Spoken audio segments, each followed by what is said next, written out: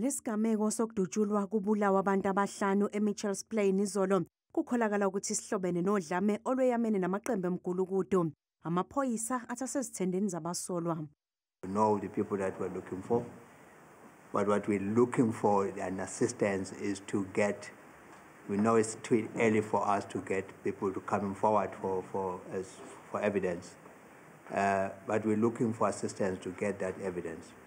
Izakhamuzi zithi ukusabalala kwezibhamu ezingekho emthethweni kunomthelela ezigamekweni zodlame kule ndawo. If they can deploy SANDF to our communities and with a purpose, the purpose should be that they should cordon off these areas where gun violence is prevalent, do door-to-door searches, even if it means they need to search my house, they must do it because it's the innocent people that have to keep the guns for these gangsters. Amaphoyisa athembise ukuthi azokwenza uzinzo ezindaweni ezihamba phambili ngodlame olweyamene namaqembu emgulukudu.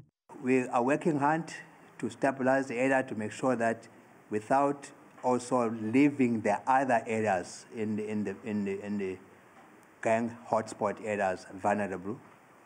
But our main focus is to stabilize this area for now.